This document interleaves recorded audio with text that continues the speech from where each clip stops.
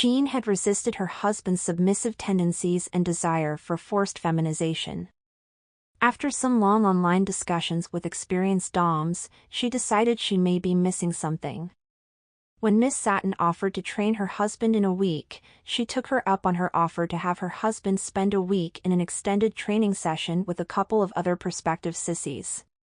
Last weekend was when the session started. Walt got up as usual and casually dressed in jeans and a shirt. They were told he did not need to pack anything as everything would be provided. They had a leisurely drive up, stopping for brunch on the way.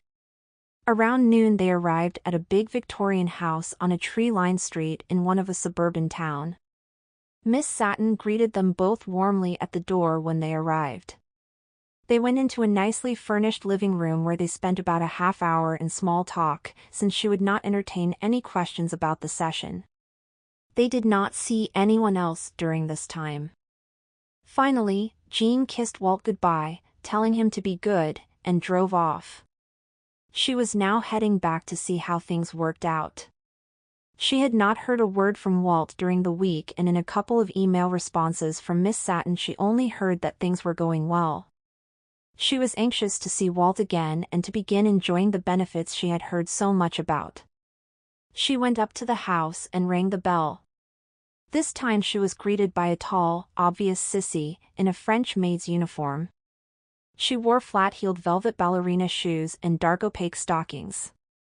"Good morning, ma'am. May I help you?" he said, curtsying. She told him she was here to pick up her husband, so he ushered her to a seat in the living and went off to get Miss Satin. In a moment, Miss Satin came in and greeted her. "Is that what I can expect from Walt?" Jean asked.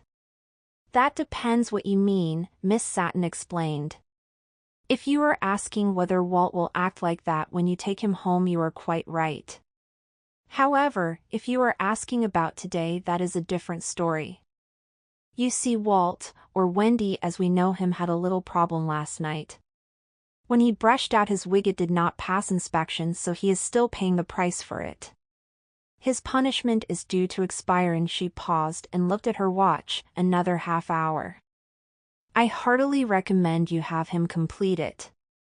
You can watch if you like, but I do ask that you just remain quiet." "You are the expert," Jean replied. "You understand that and now you, must be quite strict. We run these sessions like Army boot camp, only with somewhat different objectives and methods." She laughed. "The girls are very attentive and go to great lengths to please, and not to be punished," she added. Wendy just backslid a little. He had really done well for most of the week, receiving very little punishment. "What was his punishment?" Jean asked. "Come along and you will see," Miss Satin responded, getting up and leading her upstairs to another room.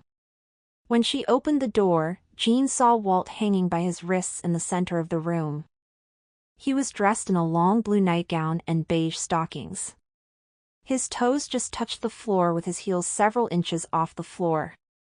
He was hanging from lamb's wool-lined leather wrist cuffs, the D-rings of which were attached to two chains hanging down from a beam on the ceiling. He was blindfolded and his head hung off to the side. Jean could not tell if he was awake or asleep. Miss Satin put her finger up to her lips as she saw Jean about to speak.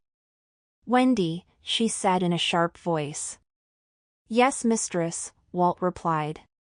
"Why are you being punished?" she asked. "Because I was a careless slut in attending to my appearance, mistress," he replied. "What did you do?" "I did not use enough care in combing my wig, mistress." "Yes, now you get to rate the severity of this infraction. Choose a number between 1 and 10. When he chose 3, she said, "Well, all right, 3 from 10 is 7, that will be your number. Be sure to count," in a loud voice, Wendy. "Yes, mistress," the blindfolded Walt replied. Miss Satin took her time and went to a closet. She returned with a telescoping metal rod like an old indoor TV aerial. She walked over close to Walt and bent over, drawing the rod back. She swung it hard, landing a blow across the stocking-covered arch of Walt's foot, which was stretched up off the floor. "Ow!" Walt shouted, then quickly called out, "One." His next blow hit his other arch just as hard. Walt could do nothing to relieve the stinging, or even move his foot without putting even more pressure on his wrists, by which he had been hanging since 11 p.m. last night. She continued to alternate the blows on his feet until he finally called out, 7. Miss Satin looked at her watch and said, "Only 15 minutes more, dear." In spite of the blindfold, Jean could see that Walt looked relieved. "Have you been milked this morning, dear?" Miss Satin asked. "No, mistress," Walt replied. Miss Satin explained to Jean in a quiet voice that men remain much more submissive if they are relieved of their excess testosterone each morning. In fact, some required it more frequently, but with Walt once each day had been enough.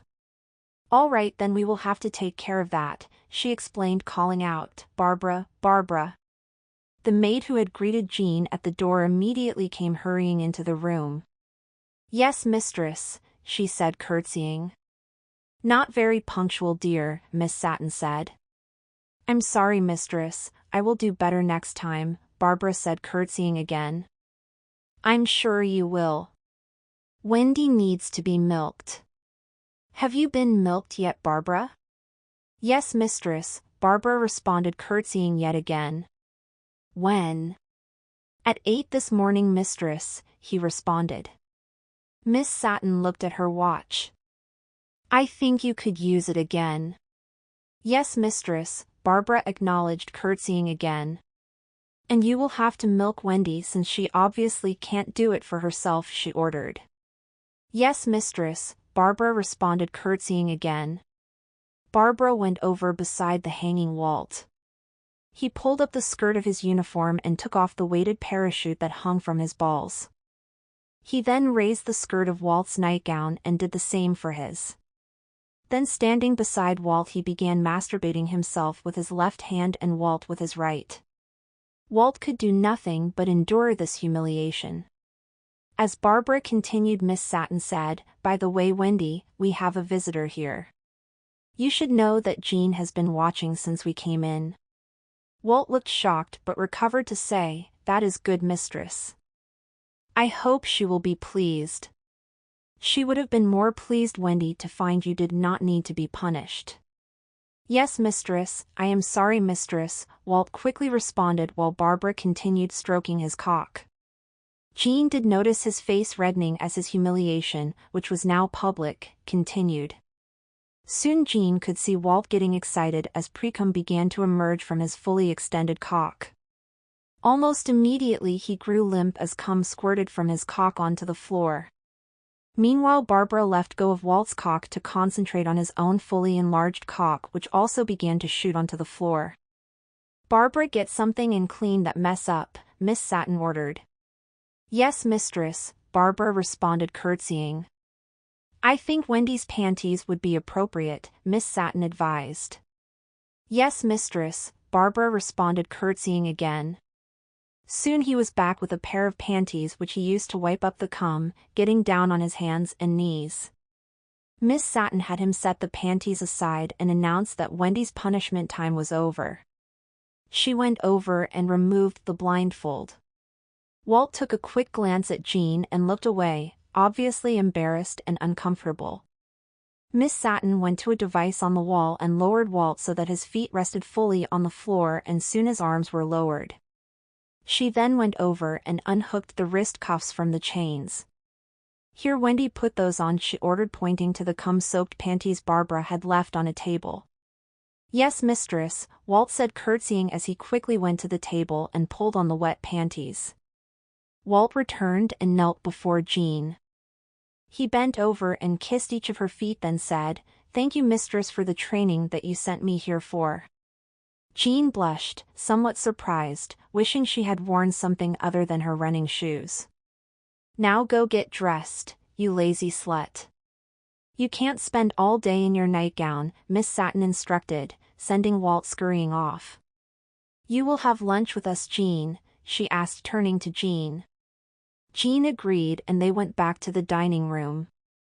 The two women sat down and at the dining room table. Soon both Barbara and Wendy, who was now dressed in her own matching maid's uniform, began to serve them.